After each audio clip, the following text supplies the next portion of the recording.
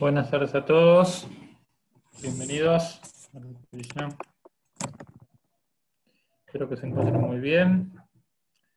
Bueno, entonces vamos a comenzar con el evento que tenemos programado para el día de hoy, que es hablar acerca del último punto de las 5 metas de la vida, que es el estudio de la propensión amorosa, y por supuesto vinculándolo con el tema espiritual, con la conciencia espiritual. Bienvenidos a aquellos que llegan por primera vez a estos encuentros. Mi nombre es Aravinda Das. Soy el director de la editorial Bhaktivedanta Book Trust y bueno, estoy aquí para servirles. Voy a poner un poquito más para la pared para que no tengan tanta luz atrás. Espérenme un segundito, por favor.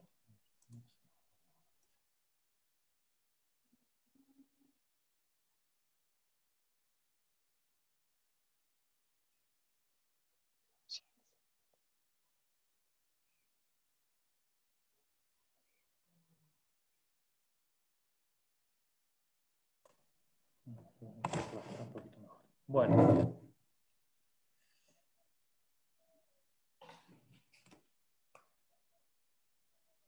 Om Jnanati Mirandasya Gananjana Salakaya Chakshurumilitandina Tasmai Sigurave Namaha Mukhaṁ Karoti Vachalam Pangunam Gayate Girin Yat Kripatanaham Bande Siguru Digataranam Vanchakalpatarubhyascha Kripa Sindhuvya Evacha Patitanam Pavanevya Vaishnavyo Namo Namaha Sri Krishna Chaitanya Prabhu Nityananda Sri Advaita Gadadhar Sivasadi Gaura Bhakta Vrinda Hare Krishna, Krishna Krishna, Hare Hare, Hare Rama, Rama Rama, Hare Hare. Bueno, entonces vamos a comenzar estudiando lo que significa la propensión amorosa. ¿Podemos poner la primera diapositiva, por favor, Mariano? Ok, entonces voy a hacer una lectura de un título de la editorial Bhaktivedanta Book Trust que se llama El néctar de la devoción, para poder introducir un poco el punto y vamos a ir explicando. Entonces, dice así. El principio, bueno, está bien el prefacio en este momento, este es el libro para que lo conozcan. Y dice así. El principio básico de la condición viviente es que tenemos una propensión general a amar a alguien. Nadie puede vivir sin amar a alguien. Esa propensión se encuentra en todo ser vivo.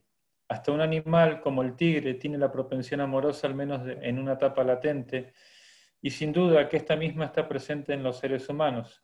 Lo que falta, sin embargo, es saber dónde hemos de depositar nuestro amor de manera que todo el mundo pueda ser feliz. En la actualidad, la sociedad humana le enseña a uno a amar a su país, a su familia o a su propio ser, pero no hay ninguna información acerca de dónde reposar la propensión amorosa de modo que todo el mundo pueda ser feliz. Lo que falta es Krishna.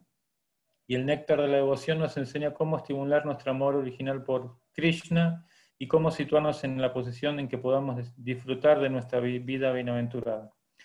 En la etapa primaria, el niño ama a sus padres, luego a sus hermanos y hermanas, y día a día, a medida que va creciendo, comienza a amar a su familia, a su sociedad, a la comunidad, al pueblo, a la nación e incluso a toda la sociedad humana.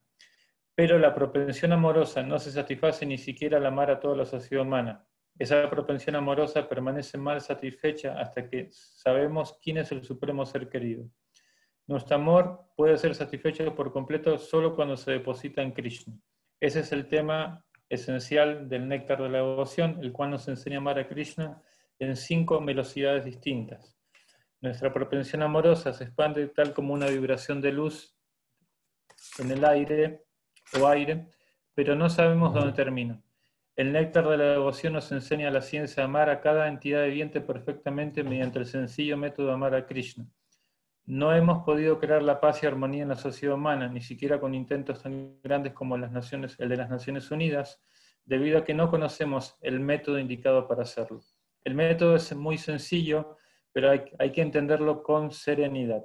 El néctar de la devoción les enseña a los hombres a ejecutar este método sencillo y natural de amar a Krishna, la suprema personalidad de Dios. Si aprendemos a amar a Krishna, entonces será muy fácil amar inmediata y simultáneamente a cada ser vivo. Es como regar la raíz de un árbol o suministrarle agua al estómago. Bueno, entonces es un poquito para introducir el tema. Como se está explicando aquí, vemos que la propensión a dar afecto está inclusive en los seres corporificados fuera de la línea humana. De acuerdo al Padma Purana, que es un tratado de biología en la cultura védica, se explica que hay 8.400.000 especies de vida, que son como coberturas del ser espiritual. Tal como, por ejemplo, si nosotros tuviéramos 3 focos de luz, para dar un ejemplo, de 60 watts, ¿no? Y vamos a una librería y compramos papel celofán, ¿no? y compramos un papel celofán negro, un papel celofán rojo y uno amarillo, ¿no? Entonces, y cubrimos a cada uno de estos focos con estos papeles celofanes. La luminosidad original es la misma en los 3 focos, pero la cobertura, en este caso el papel celofán, permite externar o mostrar más luz o menos luz según el color de la cobertura. Entonces, de manera similar, siguiendo este símil, la conciencia espiritual, el ser espiritual en realidad es el mismo, no importa la especie de vida de la que se trate, ¿sí? Un animal, una planta, un ser humano, un ave, un mamífero, todos son almas espirituales, exactamente todos, solamente que la cobertura animal permite manifestar menos conciencia que la cobertura humana, y la cobertura planta permite manifestar aún menos conciencia que la cobertura animal, pero todas estas especies de vida, de hecho hemos estado nosotros evolucionando a través de esas especies por la ley de la transmigración.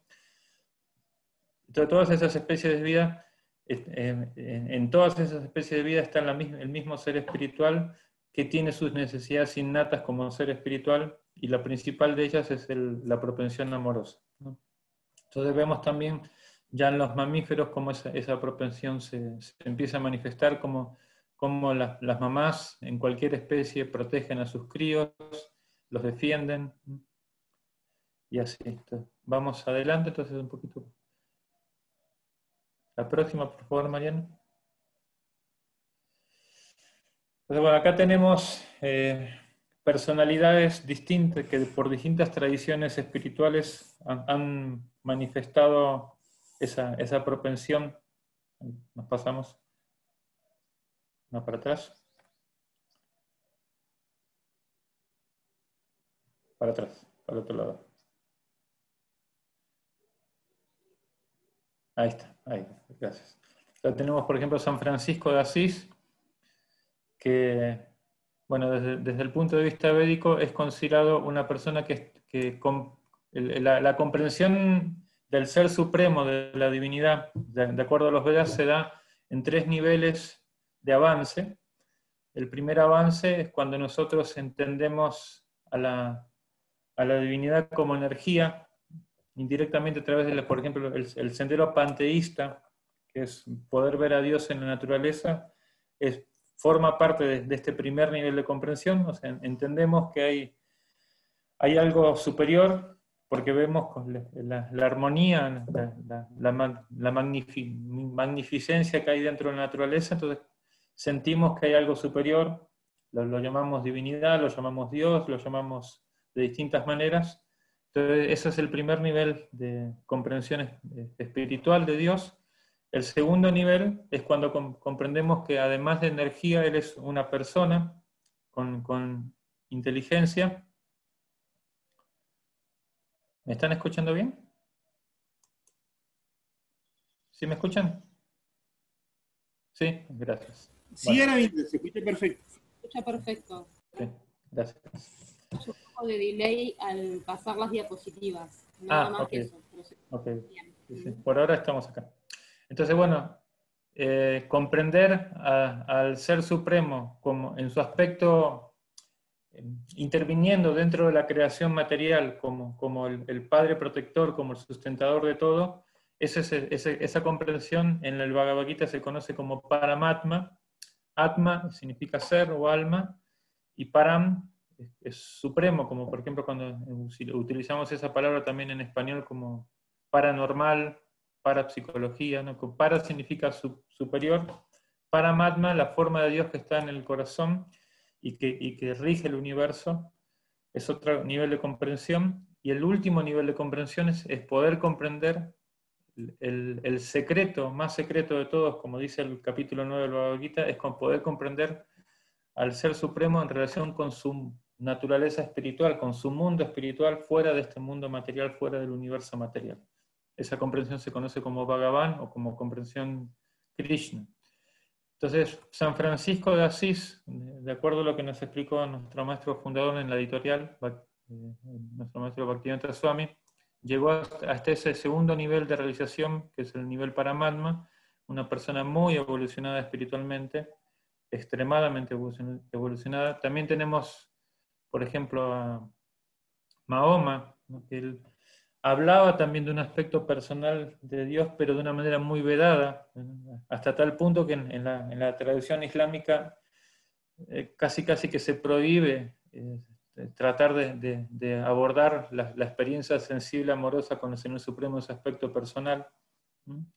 Por Alá, de hecho la palabra Alá significa el Altísimo, alguien que está tan distante nuestro que bajo la concepción que ellos nos quieren transmitir prácticamente es inaccesible, por lo elevado que es el Señor Supremo.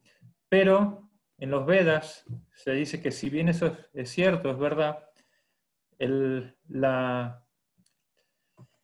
deseo principal, por Krishna dice en el Bhagavad Gita, dice, Samohan Sarvabhuteshuna Medveshostina Priya, dice, yo soy ecuánime con todos y no envidio ni odio ni quiero a nadie en particular. O sea, para la persona que quiere vivir dentro de este plano, hay una ley que se llama karma, y yo me mantengo ecuánime a través de esa ley, o sea, mantengo mi sentimiento de protección por medio de la ley de merecimiento, y esa es una parte del mantra este que aparece en el capítulo 9 del Gita, y después dice, Lleva yanti tu man bhaktyam maiti te suchapeham. Pero si alguien es un amigo para mí, que significa que quiere entrar en un nivel de relación más profundo con el Señor Supremo, entonces yo también me vuelvo un amigo para Él.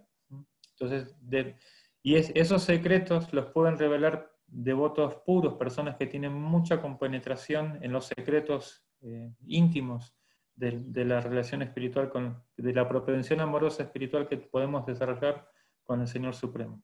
Esa propensión está en todos, en realidad, no es patrimonio de ninguna organización espiritual en particular, o sea, nadie tiene el patrimonio de Dios, ¿no? Eso no es correcto, no es así.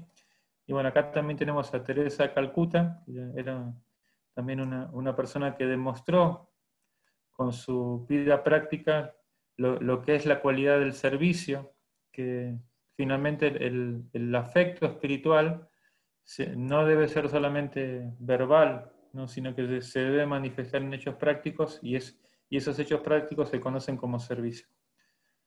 Podemos ir adelante con la próxima diapositiva, que tarde un poquitito en llegar.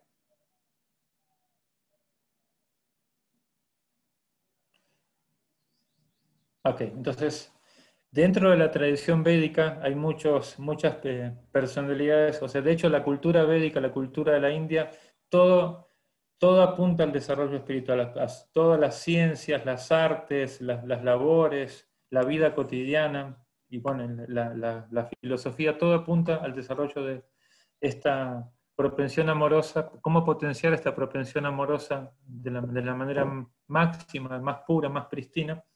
Pero entre todos estos personalidades que en la India han aparecido, se considera a Chaitanya Mahaprabhu, así se llamaba él, es como la encarnación del amor por Dios.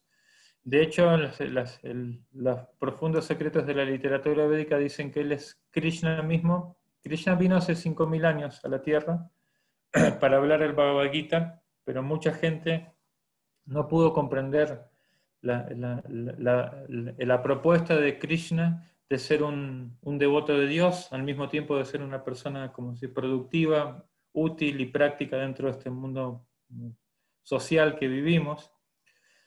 Y para poder explicar cómo es un devoto perfecto de Dios, se dice que el mismo Señor Supremo, Krishna, descendió disfrazado como un devoto y manifestó estos pasatiempos en la forma de Chaitanya Mahaprabhu. Cuando, por ejemplo, un teólogo cristiano investigó las distintas tradiciones espirituales, dijo, si yo tuviera que elegir a alguien como el ejemplo epítome de persona que manifiesta los síntomas más elevados del amor por Dios, no puedo quedarme con otros sino con Chaitanya Mahaprabhu. O sea, y esto es un estudio que hizo, como vuelvo a repetir, una persona de la tradición cristiana. Y hay muchos, como se dice, espiritualistas, beatos, personas que han desarrollado mucha espiritualidad en distintas tradiciones, que han manifestado trances espirituales, síntomas de meditaciones, samadhi se llama esto también en términos del yoga, como se dice, de absorción espiritual profunda. Pero si nosotros estudiáramos la vida de Chaitanya Mahaprabhu, que es eso, bueno, en nuestra editorial tenemos muchos libros que hablan de su vida y enseñanzas, vamos a poder constatar que su ejemplo no tiene parangón, no tiene comparación. Vamos adelante. Bueno, entonces ya estudiando en nuestro terreno, en la vida que nosotros llevamos cotidianamente, porque claro, todo esto que hablamos de San Francisco de Asís, de Teresa de Calcuta, de Chaitanya Mahaprabhu, de Mahoma, son personas que uno puede decir, bueno, está muy bien, pero eso está dista mucho de lo que no es nuestra vida práctica. Entonces la idea de analizar todo esto en este tema de hoy es ver cómo desde nuestra posición, desde nuestra propia vida práctica, podemos desarrollar nuestra espiritualidad gradualmente, ¿no? Entonces, desde el punto en el que nos encontremos. Y bueno, estudiando el tema de la propensión amorosa, se observa que el amor más cercano a lo espiritual dentro de las relaciones, en la vida práctica, nosotros disponemos de 5 tipos de relacionamientos interpersonales, ¿no? Entonces, las relaciones parentales manifiestan casi todas 4 de estas 5 en particular. Y el amor de los padres hacia el hijo, especialmente de la madre, normalmente la madre es la que manifiesta mucha similitud con lo que es el amor espiritual. Porque ¿qué es la propensión amorosa espiritual? Es aquella propensión que da algo sin sentimiento de reciprocidad. O sea, no hay medición matemática a la hora de dar servicio, de dar afecto, de dar entrega a la persona amada. La madre normalmente manifiesta, claro, hay de madres a madres hoy en día también, o sea, es verdad eso, que hay mamás que no son muy afectuosas con sus hijos, eso también es verdad, sobre todo por la concepción postmodernista de la vida del ser humano. Pues hay muchos lugares donde ya la mujer quiere omitir la maternidad. En muchos lugares ya casi nadie quiere tener hijos, ¿no? Ni hombres ni mujeres, bueno, especialmente las mujeres no se ven atraídas porque están muy en la profesión, en cosas que son del mundo práctico y que también, por supuesto, que tienen su espacio. Pero imagínense que si todo el sector femenino del planeta pensaría de esta manera, entonces la propagación de la especie no daría lugar. Afortunadamente no es así en su mayoría, pero vemos la tendencia. La tendencia es eso, a tratar de evitar lo más posible tener hijos. Y lamentablemente a veces por medios incorrectos, como el aborto, ¿no? Eso directamente desde el punto de vista filosófico, científico, ético, psicológico, es una matanza, ¿no? Pues para ilustrar un poco este punto, una señora fue al médico y le dijo, bueno, mire, quiero abortar porque ya tengo un hijo y no puedo mantener a 2. Entonces el doctor, así un poco sarcásticamente, le dijo, bueno, ¿y qué edad tiene su otro hijo? Si tiene 2 años. Dice, bueno, entonces lo que le propongo es que matemos al hijo de 2 años, ¿no? y que tenga el hijo que va a tener ahora, ¿no? O sea, así tiene uno más nuevecito, le dice, ¿no? Y dice, no, pero eso es un asesinato, ¿no? Entonces el doctor le dijo, bueno, pero ¿cuál es la diferencia entre matarlo dentro del vientre o matarlo fuera del vientre? Finalmente estamos haciendo la misma cosa, ¿no? Claro, eso obviamente que el doctor se lo estaba diciendo de una manera sarcástica para despertar en esa persona un sentido de moral, ¿no? y de razonamiento. Pero bueno, volviendo al punto, yo me fui un poco por la tangente, como se diría. El asunto es que podemos ver dentro de las relaciones que hay humanas, relaciones que son biológicas, materiales, podríamos decir también, proximidad a lo que implica ser una persona espiritual que quiere desarrollar el amor espiritual. Entonces ese amor, y claro, es todo un desafío en una sociedad programada de una manera tan consumista como la que tenemos, donde vivimos hoy en día, pensar en esos términos, ¿no? Entonces, es un estudio se requiere de mucha conversación, de mucha conversación de aplicación práctica para poder entender el punto de qué es lo que significa ser una persona espiritual desinteresada y al mismo tiempo vivir en un mundo agresivo, exigente, consumista, como es el mundo en el que vivimos hoy en día. Vamos para adelante.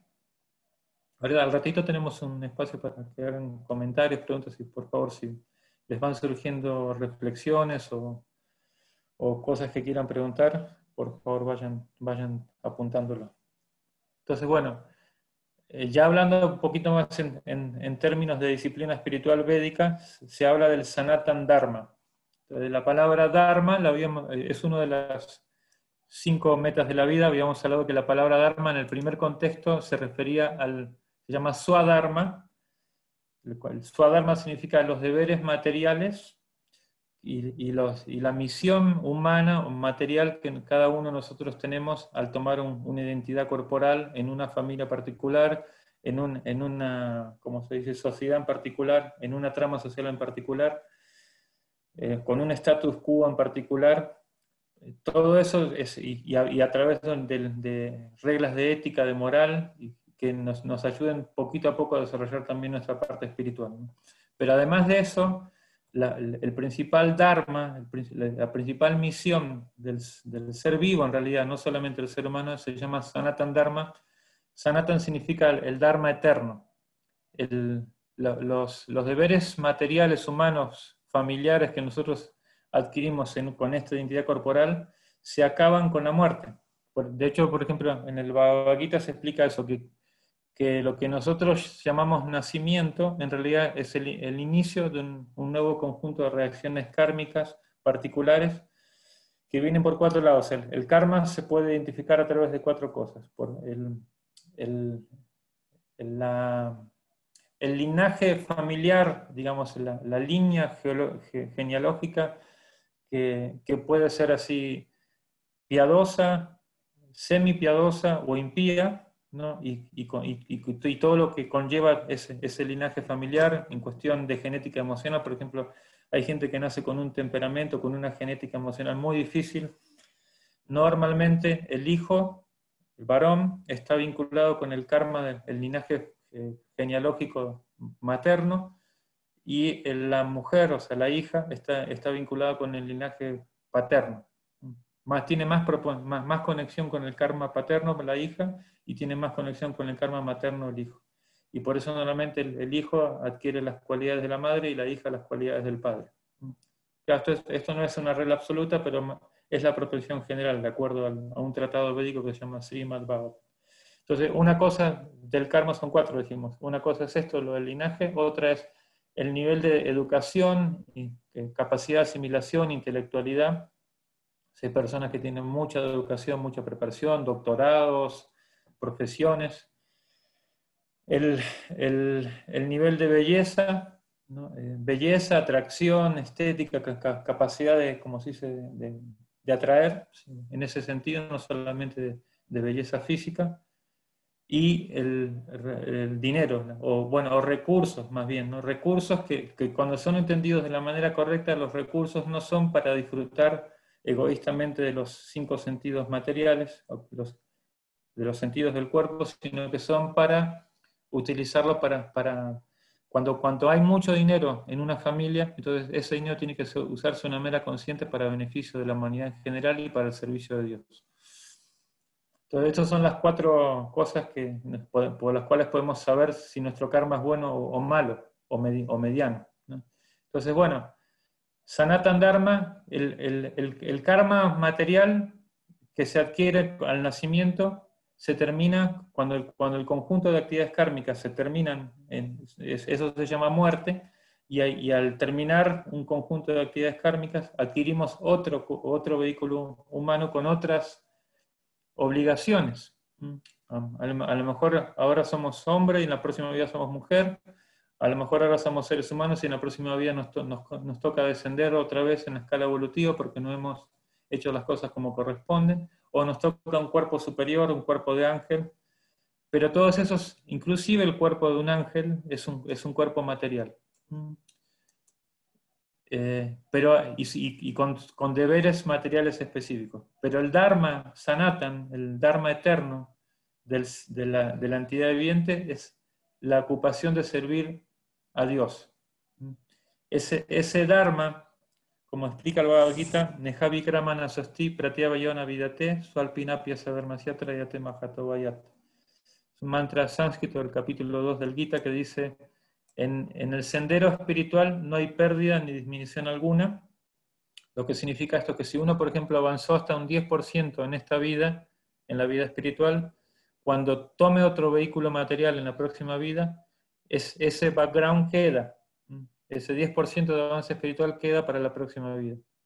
Y así uno se puede ir capitalizando espiritualmente hasta llegar a un nivel de pureza tal que ya no necesitan hacer de vuelta en planos humanos o materiales. Pero a diferencia de esto, el karma material no queda. No queda, o sea, por ejemplo, está una historia en la cultura védica de un hombre que era muy rico y a la hora de la muerte, porque había hecho muchas actividades pecaminosas, le tocó nacer como zapatero en la misma aldea, y los que habían sido hijos en la vida anterior de él, como rico, le llevaban los zapatos a arreglar a su papá de la vida anterior y lo trataban mal. Entonces, hay muchas historias así donde se muestra que el karma bueno que nosotros disponemos en esta vida puede ser que se pierda completamente por las malas actividades que hagamos dentro de este plano humano, ¿no? Entonces, la idea del Bhagavad Gita es que nosotros nos ocupemos en actividades espirituales que nos permitan desarrollar poquito a poco, redespertar esa propensión latente de amar espiritualmente sin medir egoístamente como lo hace ahora nuestra mente y nuestro ego. Como ahora esos sentimientos que tenemos, que originalmente son espirituales, pasan por el tamiz de la mente y el ego, se contaminan, se ensucian con la energía natural, la energía material que funciona, de acuerdo al Bhagavad Gita, en base a 3 modalidades, se llaman 3 energías psicofísicas conocidas como las gunas, que es la modalidad de la bondad, la modalidad de la pasión y la modalidad de la ignorancia. Y también una persona que estudia el Bhagavad Gita, se vuelve como un científico espiritual, por decir así, comprende qué cosas debe hacer, qué estilo de vida debe seleccionar, cómo debe cuidar su cuerpo, sus emociones, sus labores, la música que escucha, la recreación que tiene, de tal manera que la modalidad de la bondad sea la que predomine en el estilo de vida de uno, porque de la modalidad de la bondad a la vida espiritual nos podemos acercar mucho más fácil que desde la modalidad de la pasión o desde la modalidad de la ignorancia. Vamos para adelante un poquitito, por favor.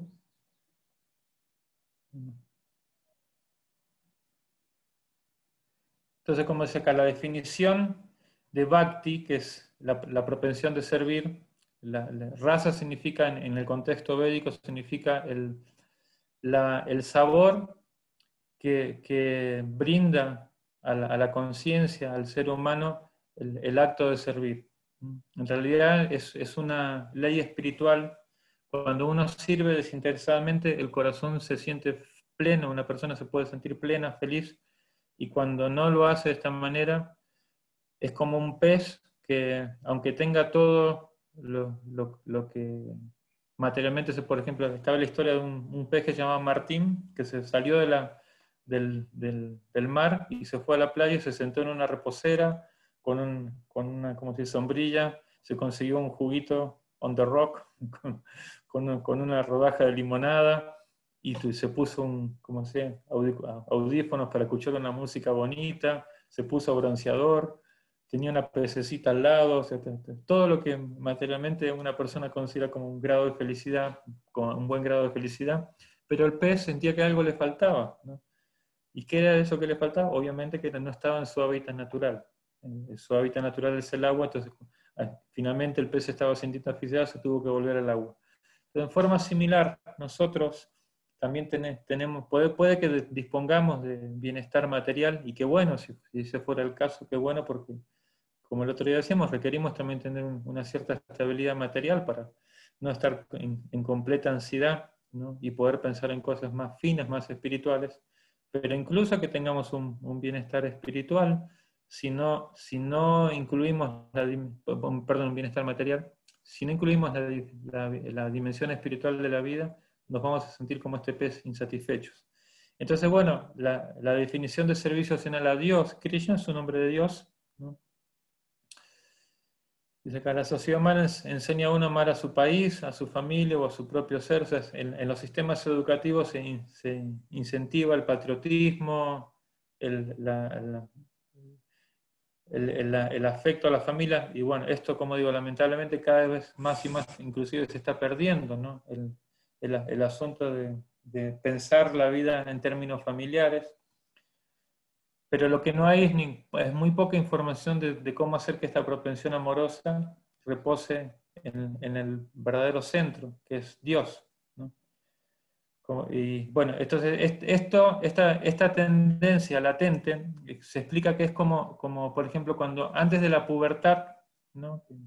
La tendencia latente al deseo sexual está ahí, simplemente que cuando llega a los 13, 14 años, esa tendencia se manifiesta. O, por ejemplo, la tendencia a caminar en un bebé está ahí, no la propensión a caminar, solamente que al año y medio, bueno, depende de cada bebé, a veces un poquito antes, el bebé ya comienza a manifestar esa propensión a caminar, y al principio hay que ayudarlo hay como andadores, no sé cómo se llaman, depende del país, ¿no? Esos aparatitos que tienen 4 rueditas, los niños caminan o la mamá lo ayuda con la mano. Entonces, en forma similar se dice Nitya Siddha Krishna Prema Sadhya Kagunaya, que la propensión psicológica, que se llama también Krishna Rati, la propensión a amar a Dios está en el corazón de todos. Solamente que se requiere de generar una atmósfera apropiada para que esa propensión pueda otra vez aflorar, y empieza por la concepción de que yo soy un alma espiritual. Esa es la primera concepción para poder desarrollar amor por Dios. Primero es que soy un alma espiritual, ¿no? Y que cuando el cuerpo muere no voy a morir, simplemente esto es una cobertura temporal, y la meta de la vida no es solamente tener éxito material, ¿no? Sino que hay un propósito superior que si no lo cumplo, la vida humana pierde su propósito.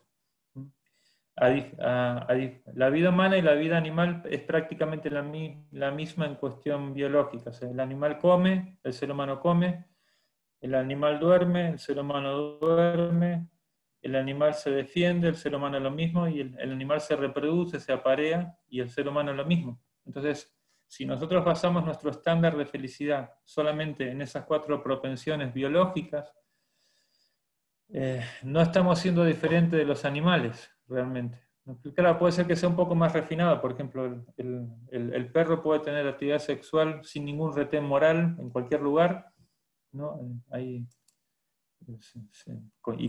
tampoco sin ninguna relación así de responsabilidad como matrimonio. Con cualquier perra que se encuentre por la calle, el perro puede tener actividad sexual. El hombre tiene que hacerlo en un lugar, en un cuarto cerrado, con ciertos elementos de confort, pero en realidad la actividad es la misma, finalmente la actividad es la misma. Y lo mismo que comer, o sea, hay distintos estándares de lo que significa ingerir alimento, pero en sí la actividad viene siendo la misma, ¿no? Alimentarse, nutrir el cuerpo.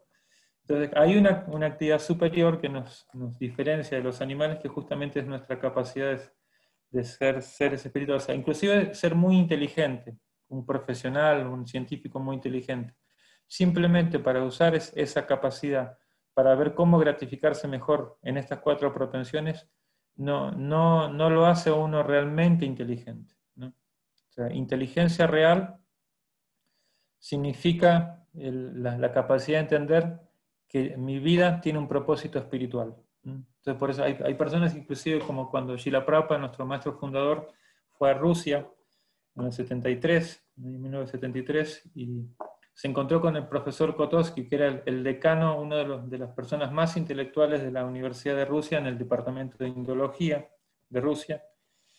Y cuando empezaron a hablar del concepto de que no somos el cuerpo, sino que somos un ser espiritual, este doctor académico, erudito, no podía comprenderlo. Entonces, la vida espiritual no depende de la formación intelectual, material o académica que nosotros tengamos. Por supuesto que si tenemos una buena formación académica, eso está muy bien, pero no es el requisito para ser una persona inteligente espiritualmente tener, como se dice, mucha intelectualidad material. Hay 2 tipos de inteligencia, la inteligencia material y la inteligencia espiritual. Y de lo que se trata en este tipo de conocimiento es desarrollar principalmente la inteligencia espiritual. Vamos un poquito para adelante, nos quedan un poquito de diapositivas. Bueno, entonces, si entendemos este asunto de que nuestra vida está para el desarrollo de la espiritualidad, la tradición védica nos explica que hay 9 etapas de crecimiento espiritual, como están mencionadas acá.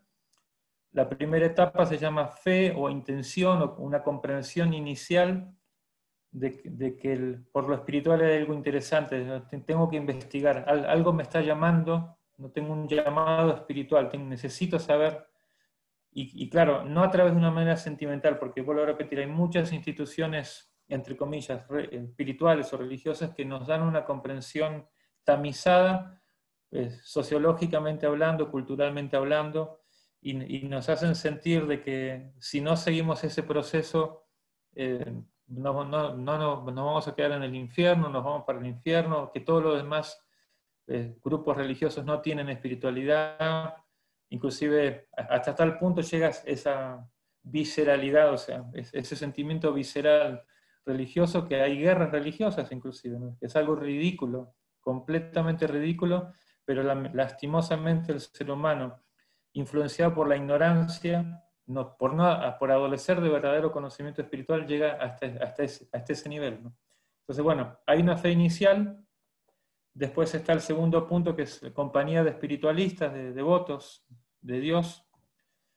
Iniciación en prácticas espirituales es el tercer escalón. Ya después que uno comprendió, estudia, intelectualiza, racionaliza el conocimiento, entonces entiende que tiene que practicar una forma de vida más dirigida hacia lo espiritual.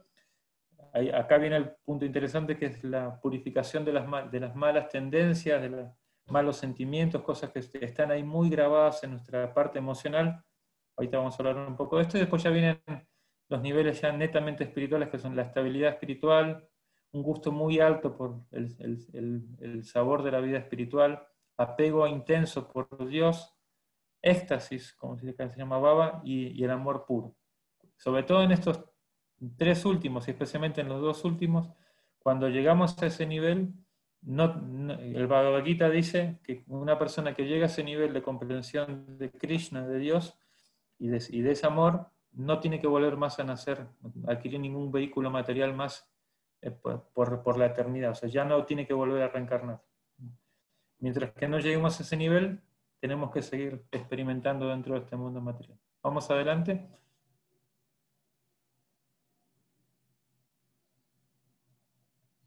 Entonces, vamos a hablar un poquito de las 3 o 4 primeras, que son las que nos competen estudiar ahora nosotros. Entonces, la fe en la espiritualidad viene por la frustración que este mundo material nos proporciona, ¿no? Entonces, a veces una persona espiritual siente que no encaja dentro del medio material y intenta inclusive hacerlo, pero no encaja.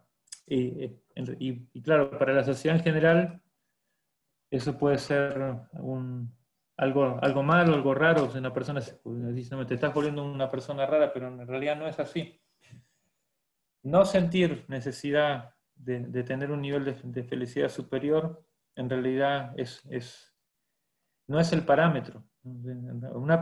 Porque la vida humana es para eso, es para entender que si yo quiero solamente ser feliz en términos de lo que el cuerpo físico y la felicidad que puedo experimentar a través de los sentidos y la interacción con sus objetos de los sentidos, no me trae el nivel de felicidad que yo realmente estoy buscando, eso es verdadera inteligencia. Entonces, esa fe se puede despertar por ese lado, por experimentar frustración de que no encuentra un nivel de disfrute superior. Por el discernimiento filosófico, hay personas que investigan, metafísicos, investigadores, grupos de autoconocimiento, personas que están tratando de investigar el alma espiritual, en tratar de entender el alma espiritual por distintos procesos filosóficos, ¿no? Y por el otro canal por el cual podemos llegar a esta fe en Dios es el cultivo de la piedad. Entonces, hay muchas personas que cultivan esas actividades piadosas y van acumulando esas actividades piadosas en su haber, se llama sukriti en términos del Bhagavad Gita, y el Bhagavad Gita explica que suchinan srimatangeje, cuando una persona es piadosa y no completa su vida espiritual en la vida humana, entonces en la próxima vida nace o en familias donde ya la vida espiritual es un hecho concreto, que ya son, por ejemplo, si nosotros nos volvemos espirituales y decidimos practicar concretamente un proceso de purificación espiritual, los hijos que nazcan en nuestra familia son seres que por vibración van a tomar nacimiento en nuestra familia porque ya tienen un nivel de evolución de la vida anterior que les va a permitir nacer en un seno familiar que tiene la propensión espiritual. Entonces, si nosotros queremos tener buenos hijos también, nuestra práctica espiritual tiene que ser fundamental, porque si no, van a aparecer seres que van a empatar en la vibración de conciencia que nosotros tengamos. Vamos para adelante. Entonces, ese es el primer nivel, es un punto muy importante. Lo segundo es buscar la compañía de personas espiritualistas. Y claro, esto no tiene que ver con un estigma, con un rótulo, con una simbología, sino con una práctica interna. O sea, por ejemplo, voy a leer el mantra que aparece acá del Srimad Bhagavatam, dice así: en compañía de devotos puros, la conversación sobre los pasatiempos y actividades de la Suprema Personalidad de Dios es muy agradable y satisfactoria para el oído y el corazón. Al cultivar tal conocimiento, uno avanza gradualmente en el camino de la liberación, y luego se libera y su atracción se vuelve fija. Entonces comienza la verdadera devoción y el verdadero servicio a Dios. Como dice el dicho, dime con quién andas y te diré quién eres. Entonces, si nosotros tenemos la fortuna de escuchar a espiritualistas concretos, ¿no? Personas serias en su vida espiritual, y que además de eso tengan conocimiento y tengan hasta un cierto nivel de desarrollo de amor por Dios, entonces debemos considerarnos muy afortunados, ¿no? Por ejemplo, hay un mantra védico que dice que vagando por la existencia ilusoria en el universo material, la entidad viviente, si se vuelve muy afortunada, consigue la vinculación con el maestro espiritual fidedigno, con un maestro espiritual fidedigno, por la misericordia de Krishna, por la misericordia de Dios y por la misericordia del mismo maestro espiritual. Entonces digamos, educar espiritualmente a las personas, que es la función de los guías espirituales en el planeta, es la actividad más importante, porque a través de esa educación se puede obtener la liberación del cautiverio material. Y encontrarse con tales personas puede hacer que una persona logre la perfección máxima de la vida. Incluso que uno no tenga muchos deseos de avanzar espiritualmente, por estar conectados con una persona que sí tenga fuego espiritual, que esté vivo espiritualmente y que sea también como un buen profesor, un buen educador, que nos haga entender con discernimiento lo que es la vida espiritual, nosotros también podemos despertar o redespertar nuestra atracción por la vida espiritual, ¿no? Les voy a contar una historia que aparece en la literatura védica. Narada Muni es un cosmonauta, porque de acuerdo a la cosmología védica, hay vida en todos los planetas, y este ser puede viajar por todos los planos y iluminar a la gente. Es un maestro espiritual. Narada Muni es muy conocido en la tradición védica, viaja por todos los planos, todos los niveles de planetas superiores, planetas como este que son intermedios, planetas inferiores, y una vez pasó por el reino que se llamaba Ambarish Maharaj, un devoto del Señor, que tenía un hermano que era muy materialista, y le pidió a este maestro espiritual, Narada, por favor, visita a mi hermano y trata de animarlo espiritualmente, ¿no? Dijo, bueno, voy a intentarlo. Y cuando él fue, el hermano estaba en una fiesta, así con chicas desnudas y tomando alcohol, ¿no? Con música. Y cuando lo vio a Narada Muni, él le dijo, ay, qué bueno, bienvenido a la fiesta, llegaste para disfrutar y no sé qué, todo como que inclusive lo estaba tratando con falta de respeto, ¿no? Lo quería incentivar materialmente. Entonces Narada Muni le dijo, bueno, mira, yo solamente vengo acá para decirte una cosa. En el momento de tu muerte, cuando te toque la salida de este cuerpo, pregúntale al regente de la muerte, que se llama Yamaraj. Se dice que cuando uno parte de este plano, las cosas buenas y las cosas malas que uno ha hecho son evaluadas por los seres superiores y bueno, inclusive uno puede ir ante estos seres superiores, ¿no? Y se les va a indicar después cuál va a ser su próximo destino. En ese momento la persona va a realizar de que no era el cuerpo material y va a sentirse muy confundido porque no ha tenido educación espiritual, bueno, los que no son espiritualistas, pero otra vez van a tener que adquirir otro cuerpo material, puede ser que sea humano, puede ser que no sea humano, y tener que pasar por todo un proceso de confusión nuevamente. Entonces, bueno, la cuestión de que inclusive este señor se puso agresivo, le tiró una piedra, le tiró alcohol, y bueno, se fue en Narada Muni, le llegó el momento de la muerte a este señor, y cuando Yamaraj, el regente de la muerte, estaba analizando su karma, se agarró la cabeza y dijo, esta persona ha sido tan mala que no tiene una sola actividad piadosa en su haber, en toda su vida.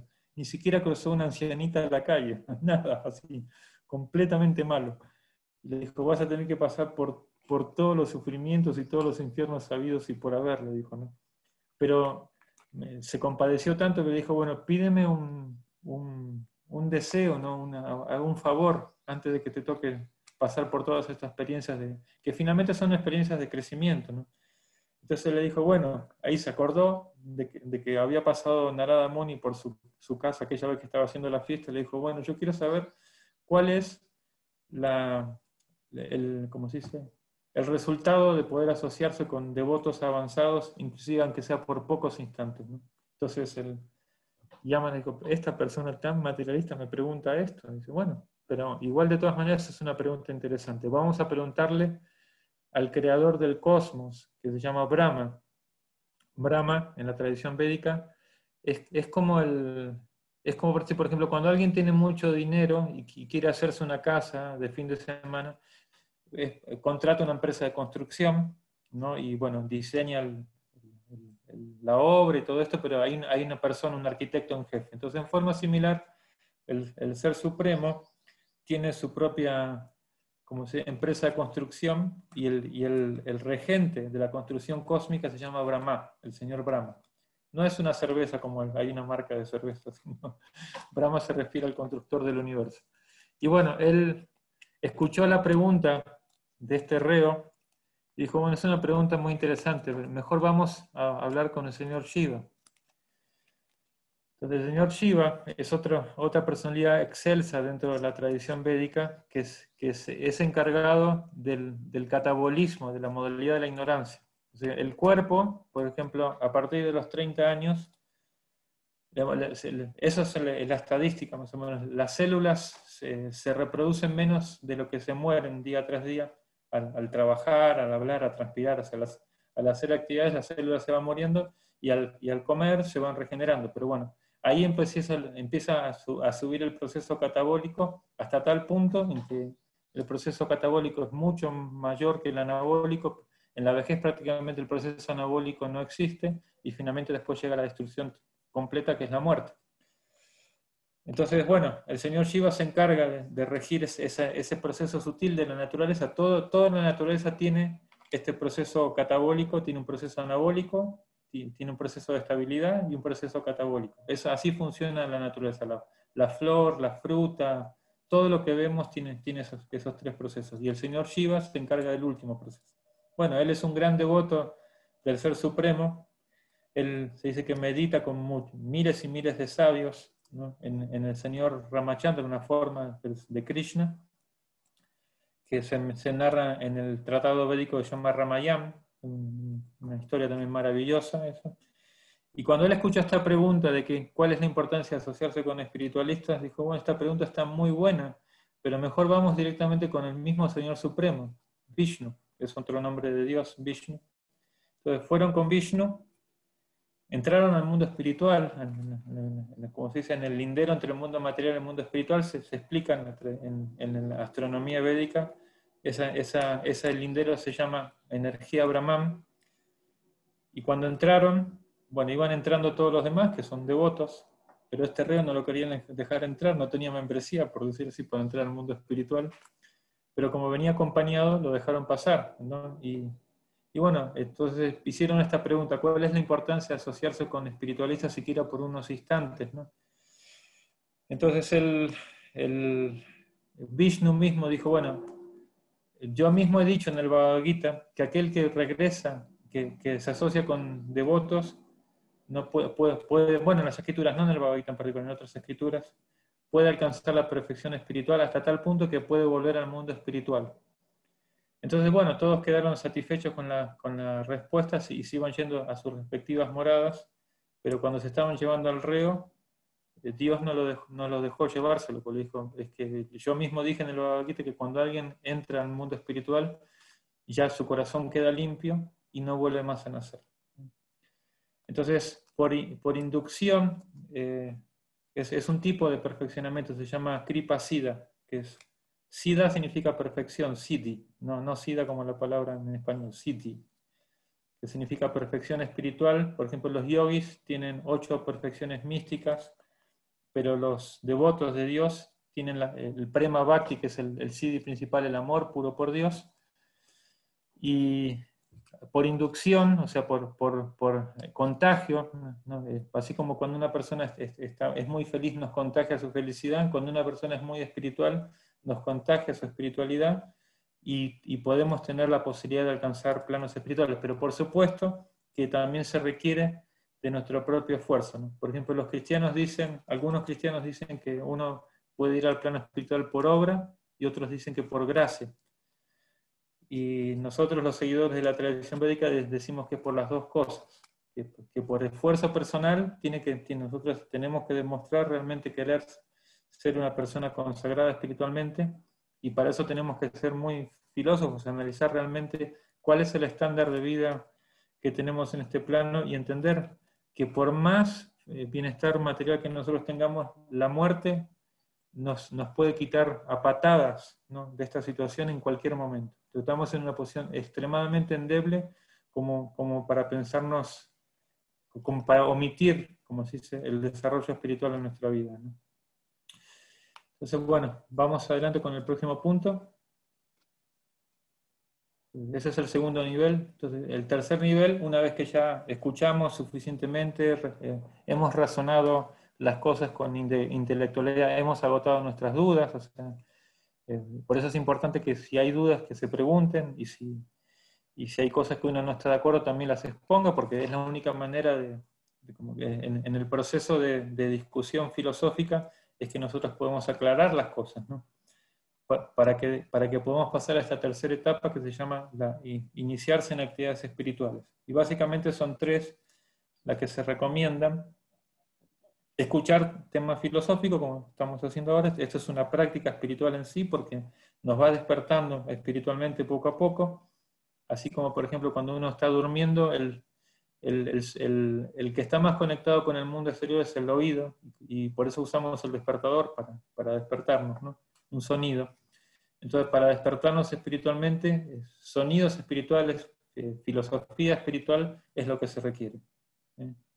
No dogma, no imposición, sino que razonamiento, en la modalidad de la bondad, acompañamiento, ¿no? Y decisión personal. Esos tres elementos son sumamente importantes para que la vida espiritual sea nuestra propia decisión y no sea impuesta por miedo o por cosas por el estilo, ¿no? Entonces, bueno, es escuchar, cantar el mantra Hare Krishna. Los mantras, como hemos mencionado en otros encuentros, man significa mente y tra significa liberar. Entonces, mantra significa liberar la mente de la conciencia material que tiene. Ahora, la mente se identifica, nuestro sentido de identidad está tamizado por esta mente materialista que tenemos, y pensamos, bueno, yo soy hombre, yo soy mujer, yo soy de esta nacionalidad, de esta familia, de este status quo.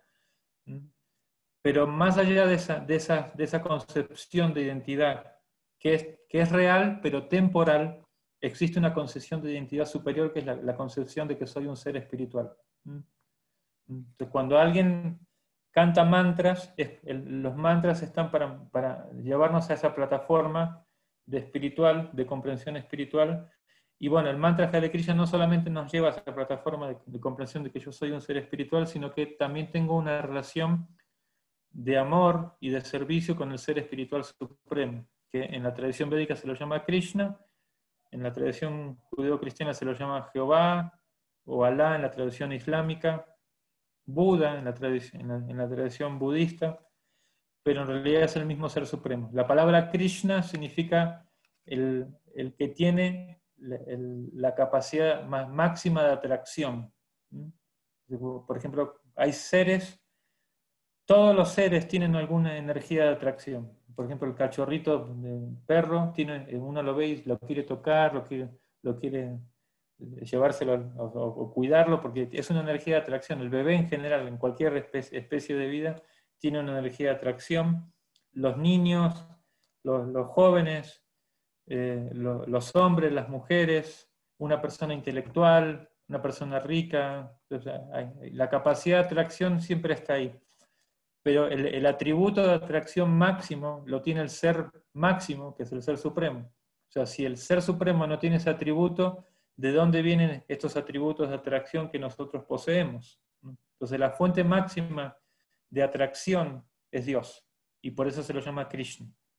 Entonces, al cantar el mantra Hare Krishna, estamos diciendo, el mantra es así: Hare Krishna, Krishna Krishna, Hare Hare, Hare Rama, Rama Rama, Hare Hare. Lo estamos diciendo. Hare significa la energía espiritual que me vincula con el plano espiritual. Krishna significa el todo atractivo, y Rama significa la fuente de placer espiritual. Porque para poder también entender que por acá hay algo bueno, tenemos que sentir un cierto placer espiritual. Si no hay placer espiritual, es muy difícil que nos animemos a hacer prácticas espirituales.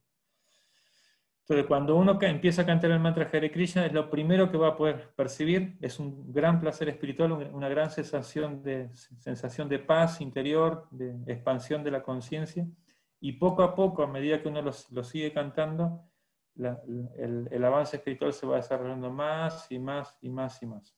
Entonces, esa es otra práctica sumamente importante para poder entender estas cosas. Y la última que recomendamos, en realidad hay muchas más prácticas, pero estas son las iniciales para poder comenzar, es ser vegetariano. Porque, bueno, como explica el Bhagavad Gita, los alimentos en la modalidad de la bondad purifican la existencia, dan fuerza, salud, satisfacción, y son alimentos así, sin violencia. El comer carne implica un gran acto de violencia hacia seres inocentes, que no es necesario, exponerlos a tal sufrimiento para que nuestro cuerpo esté nutrido. Yo lo puedo, como se dice, asegurar en mi propia persona. Yo hace prácticamente 37 años, 38 años que soy vegetariano, ¿no? Y básicamente es no comer carne, huevos ni pescados. Eso es después hay un poquito más de detalles, pero empezar por ahí. Y se puede nutrir el cuerpo perfectamente bien, y uno evita, como se dice, karma pesado,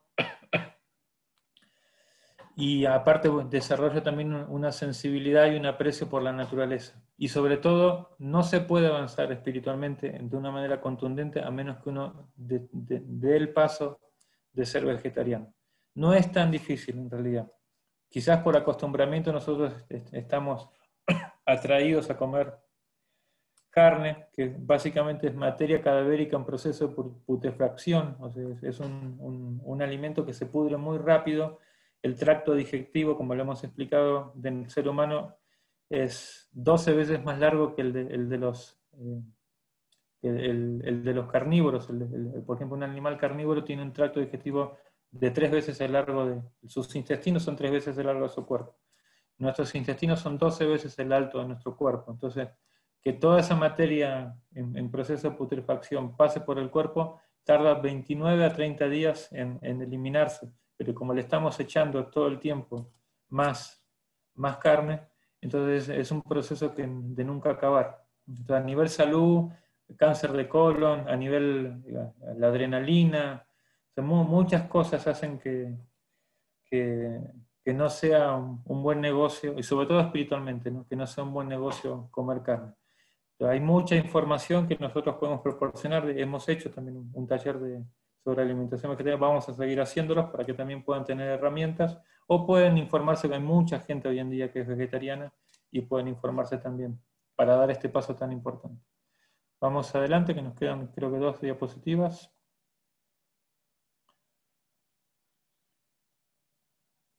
Entonces, este punto, la purificación de los obstáculos. En el idioma sánscrito, la palabra vritti significa impresión que queda guardada en el cuerpo emocional. Por ejemplo, si yo agarro un vaso de agua de té caliente, o cualquier vaso con agua con un líquido caliente, muy caliente, me quemo y suelto el vaso inmediatamente, entonces la sensación de quemazón en la yema de los dedos queda por algunos instantes, a menos que sea sumamente caliente y que se llame quemadura de segundo grado, tercer grado, lo que sea, ¿no? Pero normalmente eso se va rápido.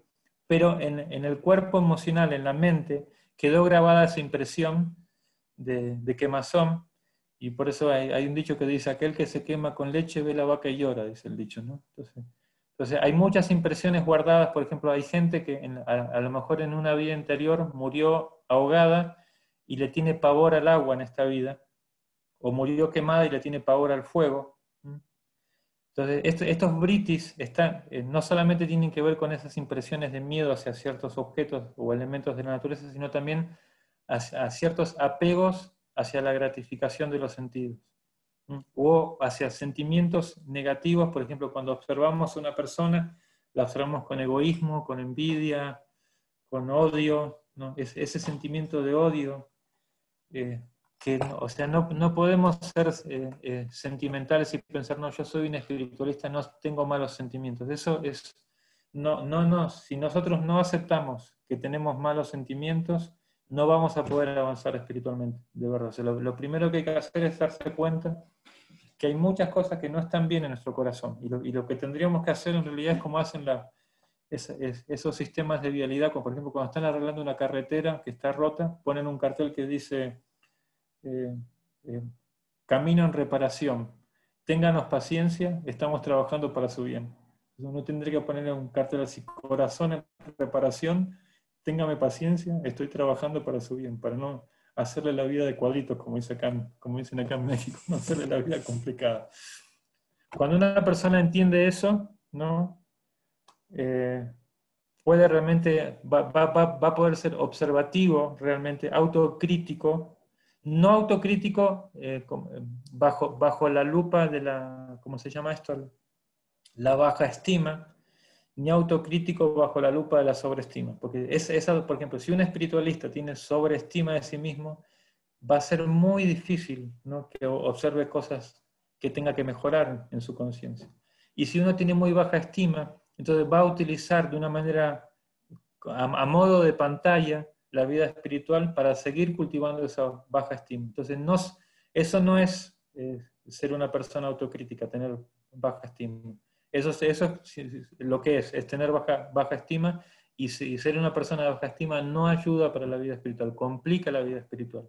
porque uno se victimiza, ¿no? Y trata de atraer, como lo que le llaman acá en México, le llaman mosquita muerta, le llaman. O sea, se hace la persona, o sea, se hace la víctima, y en toda trama social, en toda circunstancia, como recurre a esos patrones psicológicos que trae de su seno familiar, probablemente, o de vidas anteriores, para recrear una misma situación donde ella se sienta la acusada, la atacada, la victimizada, y eso en realidad no nos ayuda a nadie a avanzar espiritualmente. Entonces todos tenemos que ser muy observadores de nosotros mismos, también saber, sobre todo si somos, por ejemplo, padres o madres de familia, que estamos a cargo de guiar también la conciencia. Padre no significa solamente darle una carrera universitaria para que tenga dinero. Padre significa también formar un carácter de un ser que sea, como se dice, productivo en términos de su superación de conciencia. Es muy importante que los padres tengan todas estas herramientas y sean autocríticos, autoobservativos, y también puedan observar a los demás para poder ayudarlos. Los obstáculos, como dice acá, vienen por 4 lados para avanzar espiritualmente: por buen karma o mal karma. Como demasiado mal karma no ayuda a avanzar espiritualmente, y demasiado buen karma a veces complica la cosa. Si uno es muy evolucionado espiritualmente no hay problema con el buen karma, pero normalmente cuando hay demasiado buen karma uno se vuelve orgulloso y se olvida de Dios. La gente que tiene mucho dinero, algunas son espiritualistas, sin duda que sí, pero muchas no. Pero no, vuelvo a repetir, esto no es una regla absoluta, porque hay gente que tiene mal pasar material, que es envidioso, mal pensado, tiene muy malas cualidades. O sea, ser pobre no significa ser espiritual, y ser rico no significa ser materialista, ¿no? Depende en sí de las cualidades intrínsecas que la persona desarrolla. Ofensas, esto es un tema ya más sutil, pero claro, en la vida espiritual, como ofender, incluso, como se dice, mentalmente, puede traernos así obstáculos sutiles en la vida espiritual. Entonces, se dice que si uno complace a un devoto puro, con su actitud sincera de querer avanzar espiritualmente, incluso que tenga todavía muchos defectos, la energía mental de ese devoto puro que está conectado muy profundamente con Krishna, hace que nosotros recibamos un beneficio particular, un beneficio especial para poder avanzar en nuestra atracción a temas espirituales. Pero cuando nosotros maltratamos a personas así o las ofendemos, eso hace que Krishna también, que está en el corazón de cada quien, se sienta insatisfecho. Y por ejemplo, ¿no? La gente que crucificó a Jesucristo, ¿no? Eso no, obviamente que no ha traído para nada, ni a nivel individual ni a nivel colectivo de toda esa sociedad, ha traído beneficios. De hecho, por esa zona ha habido guerras tras guerra, tras guerra, tras guerra, tras guerra, y como indicó nuestro maestro Bhaktivedanta Swami Prabhupada, eso se debe a la ofensa de haber matado a un devoto puro. Entonces, bueno, eso ya es un nivel muy grande de ofensa. Pero esas cosas también poquito a poco se van estudiando. Una mala comprensión filosófica, por ejemplo, hay filosofías espirituales que te dicen que interpretan, por ejemplo, la Biblia diciendo de que todo ser vivo que está en la naturaleza es para que el hombre lo disfrute, lo maltrate, lo acogote, se lo coma, ¿no? Eso es una comprensión filosófica, o sea, hay 3 conceptos, bueno, 2 especialmente, muy primitivos en la vida espiritual: de que solamente las almas están en los cuerpos humanos, y los animales no tienen alma, y por lo tanto me los puedo comer y maltratarlos como a mí se me dé la gana. El concepto de infierno eterno también es un concepto demasiado primitivo, ¿no? que es un concepto sumamente antipedagógico, que tiene por objetivo hacerle temer a la persona, como para que se entregue a Dios por miedo, y eso no es correcto, no es pedagógico, y no es la verdad. Entonces, más bien, si uno está sufriendo, no es porque Dios es un castigador o porque es malo, sino que simplemente porque nuestros propios errores, nuestro propio mal karma nos lleva a experimentar esos sufrimientos. Entonces, esa comprensión filosófica correcta, para poder ser seres libres y tomar decisiones como si responsables, incluso con Dios y con los demás, de una manera consciente, también es muy importante evaluarlo. Y una mala praxis, también una mala práctica de la vida espiritual, o sea, aplicar las prácticas de una manera incorrecta. Como decía Jesús, los tibios no van a tener contundencia en la vida espiritual. Claro, al principio, como estamos en la etapa ahora de analizar, de escuchar, eso es razonable que uno primero quiera entender de qué se trata, no una práctica. Eso es razonable. Pero una vez que uno entendió suficientemente, entonces tiene que decidirse y practicar de una manera contundente. Por ejemplo, ser vegetariano. O sea, llega un punto donde uno se da cuenta, no es una opción no serlo, si uno quiere realmente, si uno quiere avanzar espiritualmente, ¿no? De eso se trata. No sé si hay alguna más, si no ya podemos pasar un poco ya los comentarios o preguntas de todas maneras, pero a ver si hay algo más. Ah, bueno, esto es donde pueden conseguir libros de la editorial, todos estos temas tan interesantes los tenemos disponibles en nuestro libro, especialmente el Bhagavad Gita, es el libro más importante para estudiar, y hay otros libros complementarios, y después está esta colección que se llama Srimad Bhagavatam, de donde salen todas estas historias que yo les estoy contando, se explican en esa enciclopedia que se llama Srimad Bhagavatam. Bueno, pues paramos entonces las diapositivas y damos ahora sí un espacio para... Gracias por participar, por escuchar. Hoy somos poquitos, así que tenemos oportunidad de ser más personales. Si alguien quiere hacer primero alguna pregunta o comentario.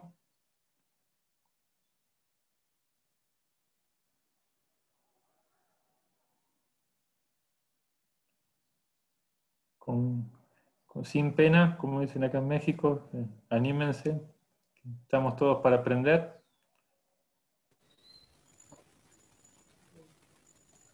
Mariana, ¿quiere decir algo? No. Bueno, ya aprovechemos, Hare Krishna.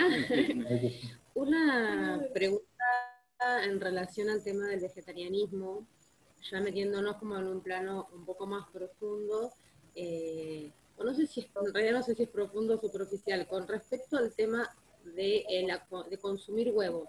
Es una pregunta que muchas veces me han hecho, ¿por qué, digamos, no consumir huevo sería dentro de esto, poder avanzar espiritualmente sería, ¿cuál es el peso que me provocaría o cuál es el karma que me traería consumir huevo? ¿Por qué está puesto igual que consumir carne? No está Cuando puesto en realidad igual. ahí no hay animal, sería. Bueno, es como es el embrión no fecundado, y básicamente es un alimento también impuro, se considera un alimento impuro.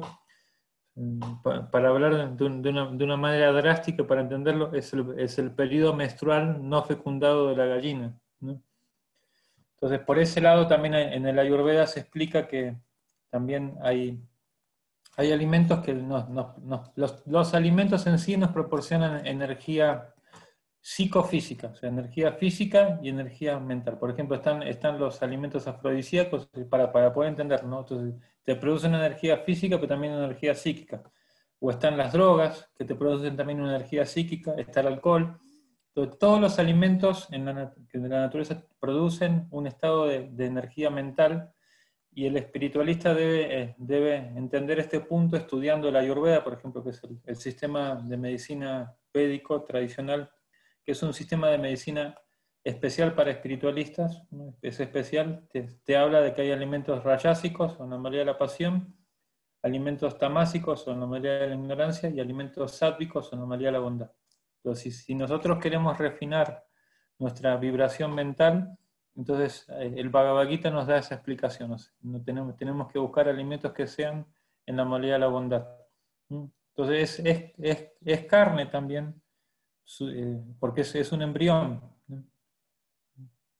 Quizás, claro, como dicen, como no fue fecundado, no hay una implicancia karmática de haber matado a alguien, pero no nos contribuye con la vida espiritual. Lo más importante, de todas maneras, por eso decían al comienzo cuando estabas comentando, Mariana, no están al mismo nivel exactamente. Comer carne de res es es lo principal que hay que trabajar al comienzo. Y después ya vamos hilando más finito. ¿Está bien? Muchas gracias. Me da letra. Sí, gracias. A ver, entonces alguien, el otro, Silvina, ¿le gustaría comentar alguna cosita? La vi haciendo así en varias partes de la charla. La tiene apagado su micrófono, no le podemos escuchar.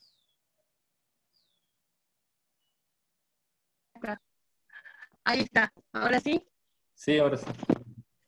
Bueno, no, quería decir que la explicación es muy clara, muy sencilla, me encantó. Y bueno, agradezco poder estar.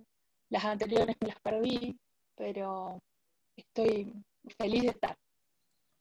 Gracias. ¿No hay ninguna reflexión, pregunta que guste hacer? Está muy claro.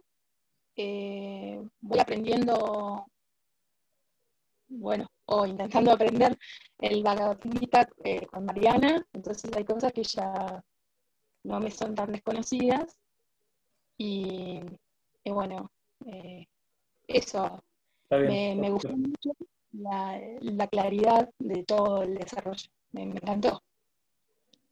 Gracias. Eso, gracias. Olga, que es acá, Olga es creo que es la Olga que yo invité, que es acá de mi pueblo. ¿Es usted, Olga? ¿Tiene posibilidad de poner su micrófono?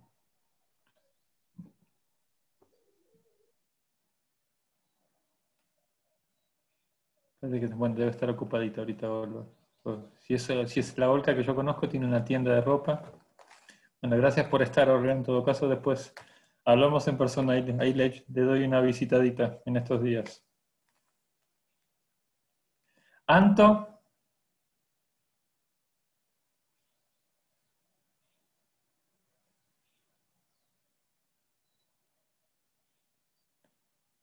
Somos un poco tímidos hoy, parece. Florencia y, bueno, hay dos personas ahí, no sé, bueno, supongo que Florencia eres tú y... Florencia y Ricardo, hola. Buenas tardes, Ricardo. Hola, ¿qué tal? Buenas tardes. Ya vengo participando y bueno, de ir escuchando también se va sumando la familia. Bueno, por ahí lo que en el punto que más estamos trabajando, más a nivel familiar, es en esto de la alimentación. Si bien nosotros no somos vegetarianos, pero bueno, estamos poco a poco tratando de ir dejando. No somos de comer demasiada carne, pero bueno, de ir llevando una alimentación más natural, más saludable. Bueno, ese es el punto donde ahora estamos como más enfocados. Muy bien. Y así que bueno, siempre suma ir incorporando los conocimientos y bueno, también las lecturas y bueno, esa es la situación nuestra ahora en este momento. Muchas gracias. Gracias por hacer el intento. Y sin duda que Christian les va a ir ayudando.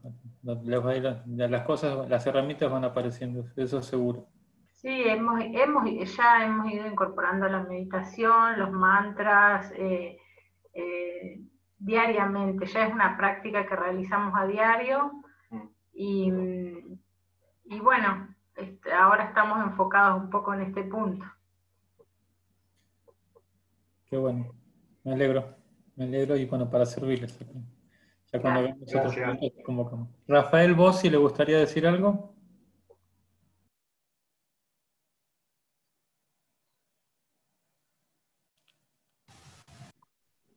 Hola, bueno, buenas tardes a todos, Buenas tardes. o buenas noches por México. Sí, también, como decía Florencia, estoy en el estadio ese del tema de la comida, que bueno, son muchos años de comer mal y bueno, cuesta un poquito, pero son hábitos, se pueden corregir. Eh, y con respecto me quedó ahí por ahí la duda. Sí, el mantra Hare Krishna es muy pegadizo aparte. Lo recito bastante, pero también recito otros mantras más pegados al cristianismo, si se quiere. No sé, como Maranatha, qué sé yo, o Kodosh, Kodosh. ¿Es lo mismo, digamos, o tiene que ser justamente el mantra Hare Krishna? Esa es la pregunta. O puede ser cualquier mantra que uno se sienta cómodo. Gracias por la pregunta, muy buena pregunta. Gracias y por el asunto de tratar de hacerse vegetariano. Bueno, o sea, los mantras son nombres de Dios en general, y cualquier nombre de Dios fidedigno es recomendable cantar, ¿no? Entonces, si uno canta los nombres de Dios de acuerdo a su tradición en particular o una afinidad particular, eso va a ser un efecto positivo, va a ser un efecto que uno va a avanzar espiritualmente, así que no hay ninguna contraindicación en absoluto. El mantra Hare Krishna dentro de la tradición védica hay otros mantras, por ejemplo, el mantra más conocido después del mantra Hare Krishna es el mantra Om, ¿no? Las sociedades de yoga casi todas hablan mucho del mantra Om, y muchos otros mantras más, hay miles y cientos de mantras. Pero se dice que el mantra Hare Krishna se los llama Maha Mantra. Maha significa gran o de mayor potencia. Es como la palabra Mahatma Gandhi, por ejemplo, que a Gandhi se lo llamaba así, Mahatma, que significa gran alma en este caso. Entonces, Maha Mantra significa el mantra de mayor potencia espiritual. Y bueno, así como, por ejemplo, el mantra también es como una medicina espiritual, ¿no? Y cuando uno entiende que tiene que curarse espiritualmente, tiene que mejorarse espiritualmente, es bueno tomar una medicina potente, ¿no? Entonces, y por eso es la recomendación, ¿no? Cantar el mantra Hare Krishna, porque además otra cosa, por ejemplo, el mantra Om, es que ya es una cosa sutil, o sea, el primer beneficio de cantar cualquier mantra es que te lleva a lo que se llama el plano espiritual primario, que se llama energía Brahman. Entonces, ahora nosotros estamos acostumbrados a experimentar la felicidad que viene de los 5 sentidos, y como decíamos, lo primero que se recomienda en las prácticas espirituales es llevar los hábitos de la vida al plano de la bondad. La bondad todavía es material, es una energía psicofísica dentro de las leyes de este plano, pero que nos aproxima a la primera energía espiritual que se llama la energía Brahman. Y el Bhagavad Gita explica, en capítulo 18, explica este punto, dice, Brahma Bhutta Prayanatma Nasochati Nakanchati. La plataforma Brahman, o Brahma Bhutta, se llama también Brahma Bhutta, significa el ser que alcanzó la plataforma de la primera energía espiritual, Brahman, tiene 3 características. Nasochati Nakanchati, que significa no se lamenta, la energía de lamentación, de victimización, no está en ese nivel de conciencia, uno encuentra paz, no hay anhelo, o sea, no hay esa necesidad de tener cosas para poder alcanzar la felicidad, sino que uno encuentra su paz interior y por lo tanto no necesita tener cosas externas para motivar, incentivar una felicidad superficial. Samasarveso Buteyo es la tercera característica, que uno tiene una energía amorosa, de sentimiento de fraternidad hacia todo ser vivo. Y ahí es desde donde el asunto de no querer más comer carne se vuelve un hecho irrevocable, ¿no? Porque uno se da cuenta, como el otro día escuchamos, uno mira a los ojos pues si uno tuviera que matarlo con sus propias manos, ¿no? Así, deshuesarlo, ¿no? y matar a ese ser que se va a comer, lo haría 1 o 2 veces y después ya no lo haría más, ¿no? Porque se da cuenta, ¿no? El sufrimiento que implica el tener que matar a un animal. Entonces, bueno, Brahma, como se llama cerveza, adquiere ecuanimidad emocional, no ya las designaciones corporales como hombre, mujer, rico, pobre, de esta religión, de otra religión, de este partido político, ya no cuentan ahí. O sea, la persona trasciende esos patrones sociales, de los roles sociales, y entiende que hay una identidad espiritual en cada ser vivo, sea animal, o sea planta, o sea vegetal, ¿no? Entonces, esos son los tres primeros síntomas de la primera energía espiritual que se llama Brahman. Y el mantra Om y otros mantras, como lo que estabas mencionando, Rafael, te van a llevar a ese nivel. Pero después de esto, dice el Bhagavad Gita, en ese mismo verso que estoy citando, dice, Mad Bhaktin Lavate Param, dice Krishna. Con toda esta preparación espiritual hay que llegar a otro punto más adelante, que es el servicio amoroso a Dios. Entonces está bien que nosotros cantemos cualquier mantra para llegar a nuestra identidad espiritual, pero desde ahí tenemos que avanzar. Por ejemplo, el Yo Soy es un mantra que el Saint Germain, por ejemplo, ¿no? Connie Méndez, algunos de ustedes probablemente conozcan, es una metafísica venezolana. Ella tuvo un encuentro con Bhaktivedanta Swami Prabhupada, con nuestro maestro fundador en Venezuela, en el año 1975. Ella fue con su grupo y con un seguidor de la ¿cómo se llama esta? La Fraternidad Universal, la Ferrier se llama, creo, el fundador.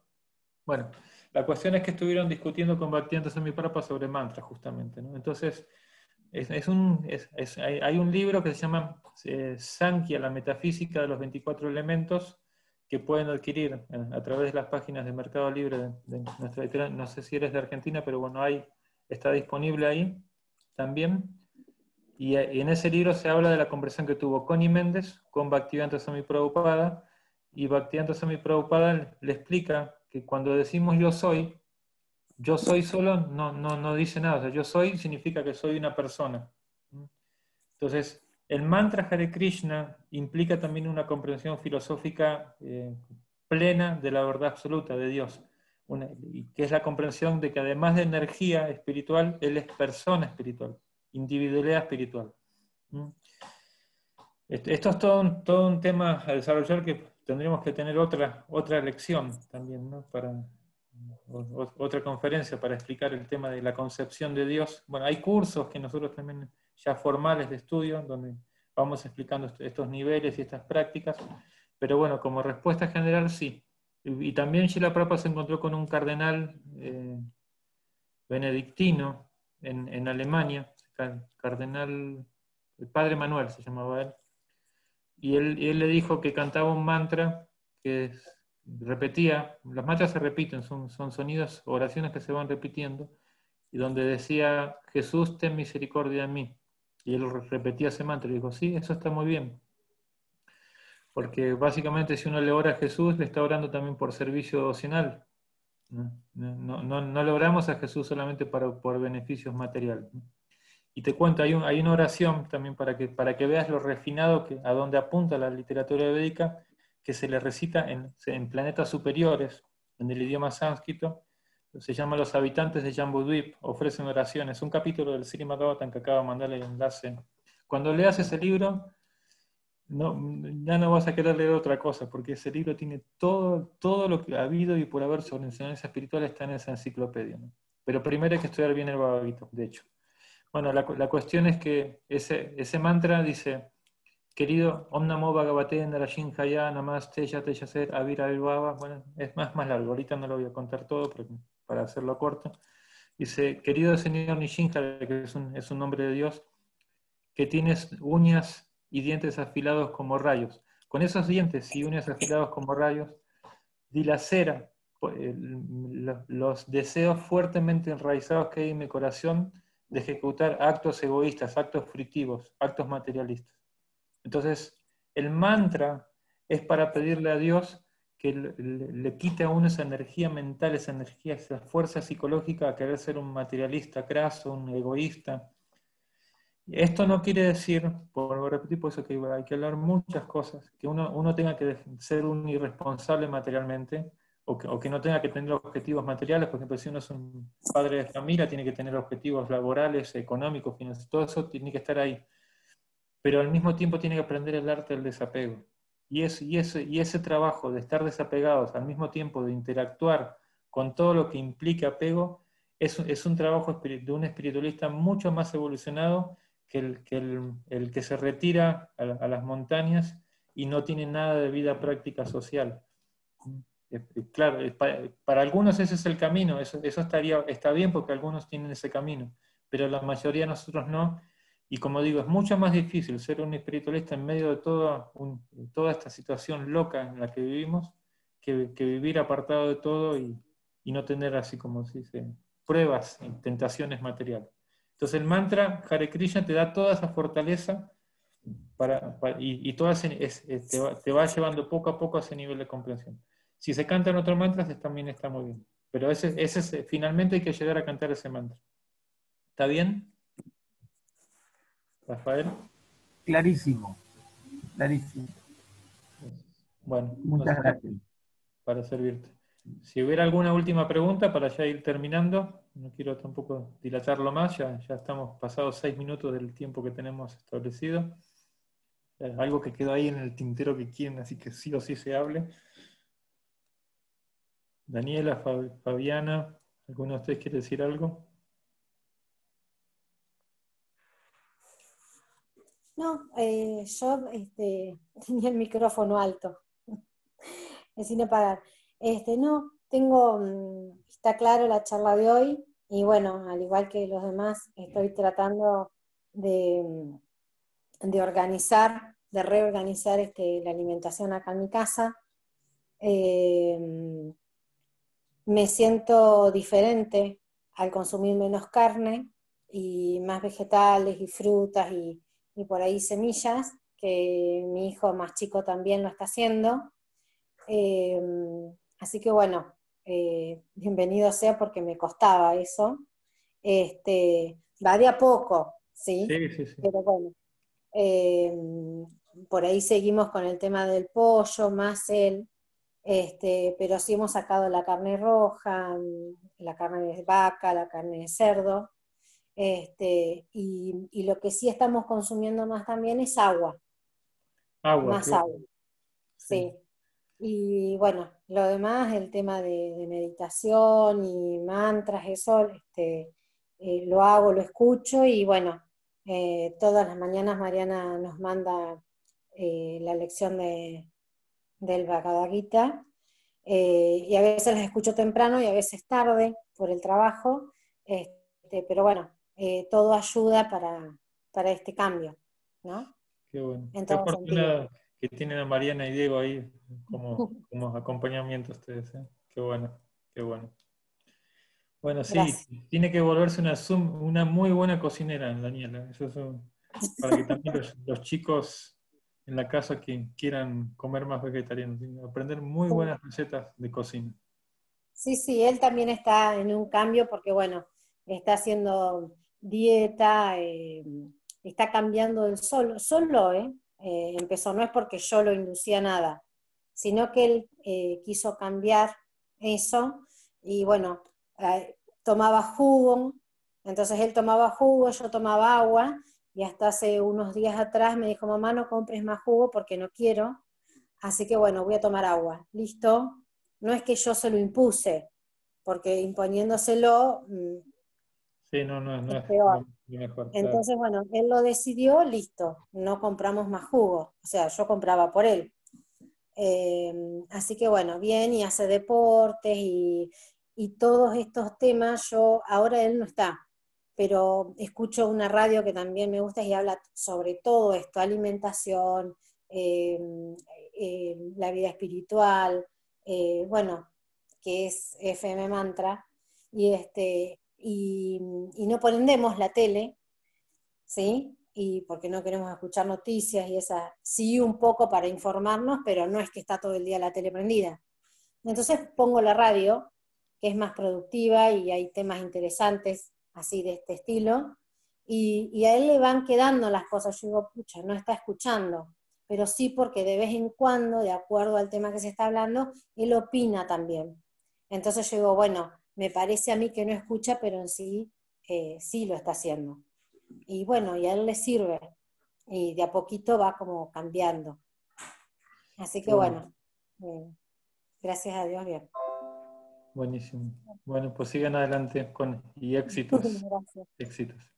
Muy bien, bueno, les agradezco a todos por el tiempo que se han tomado. Gracias nuevamente por ya en 15 días arrancamos con otro taller y también tenemos cursos formales. Desde ya después Mariana oportunamente les informará porque creo que la mayoría están conectados con Mariana. Bueno, nuevamente que tengan buen descanso y nos vemos en el próximo encuentro. Buenas noches. Hare Krishna, Hare Krishna, muchas gracias, Prabhu, muchas gracias. Muy linda clase, muchas Lindo, gracias. gracias. Hare Krishna.